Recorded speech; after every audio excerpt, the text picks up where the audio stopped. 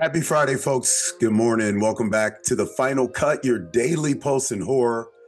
I'm Travis, and today's headlines dig into one of the dog's POV horror breakouts, the ultimate Halloween horror event experience, and a Richmond bartender turning Sunday nights into something blood red and beautiful. Let's dive in.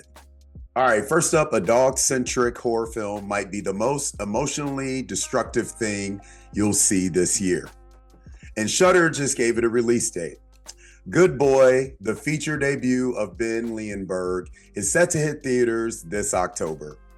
Told entirely from the perspective of a retriever named Indy, the film follows him and his owners Todd as they move into a new countryside home and quickly realize something sinister lurks within. As a dark force starts to overtake Todd, it's Indy, yes, the dog, who must resist the evil, decode the haunting visions, and save the human. Indy is portrayed by Leonberg's real-life dog, who made his debut in the short version of Good Boy and is now being praised by Shudder execs for his standout performance in this unique POV horror tale.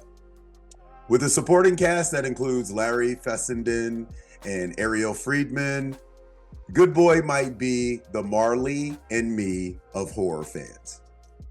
If Marley had demons, possessions, and a whole lot more dread. The film opens nationwide October 3rd. My question for you guys: are you emotionally ready for a horror movie told from a loyal dog's perspective? This was our number 2 film so far of 2025.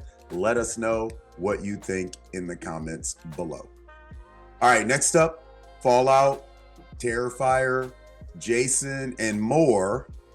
THR, The Hollywood Reporter, just dropped a full preview of Universal's Halloween Horror Nights 2025. And let me tell you, this year is wild.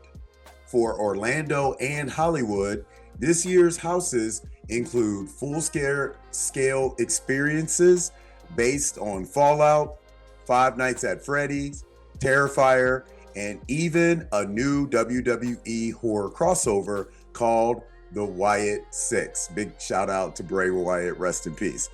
Fallout's house will be time-jumping, post-apocalyptic chaos.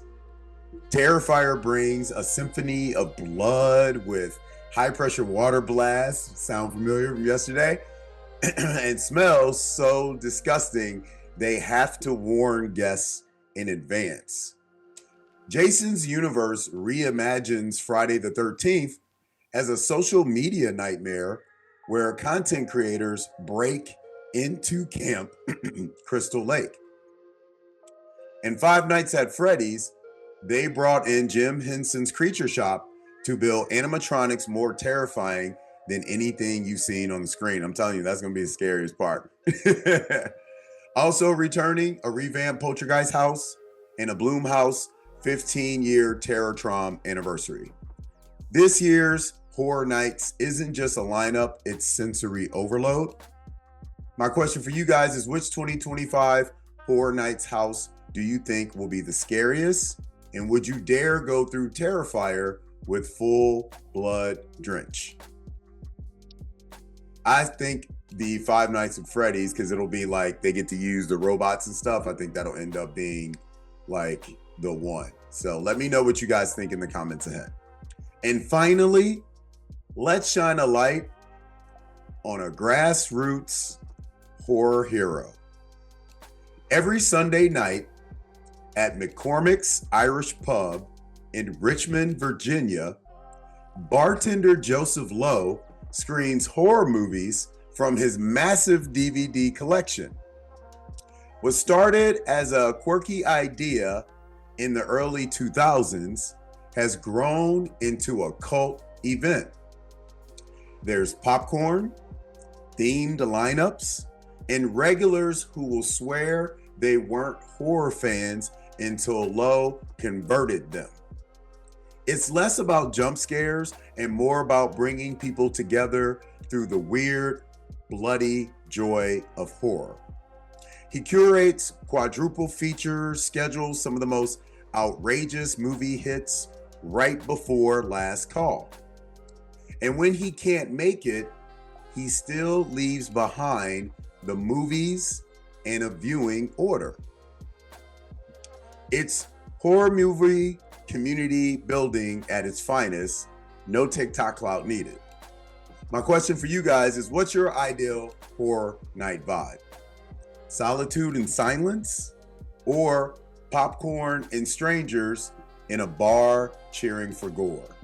Let us know what that would be. And if you got a bar in your neighborhood like that, please let us know what they are in the comments below so we can share them with everybody else. Today's take: you can tell a lot about someone by the way they talk about horror.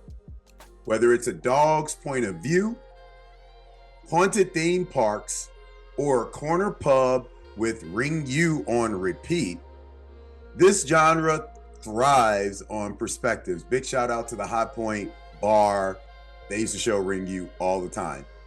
And Good Boy might just change how you see loyalty, fear, and the gaze of an animal who died to protect you. If you're listening to today's show on Spotify, make sure you answer today's Spotify poll question. That's it for today's episode of The Final Cut, your daily post in horror for August 8th, Friday. That's it for the week, peeps. Be sure to subscribe at our channel, follow at HMUNCUT. Hit me up personally at Travis Nightquill with an extra L, especially on X. If you want to keep up with everything we got going on, make sure to head over to our Patreon. Hopefully the tank tops, one of my hats just got in today for the gym, little Valkyrie Fitness camo. You can get that too on the website. Hopefully the tank tops will be in this week, and then you'll be able to see those pop up on the Patreon page, and it'll be links to the shop as well. Until then, folks, you guys have a great weekend. We'll see you back on Monday. There's plenty of horror films to watch over the weekend, so dig in. But until then, you know the drill. Do me one favor, please. Keep the lights on. Keep them on. Keep that shit on, dog. All right, see you next week.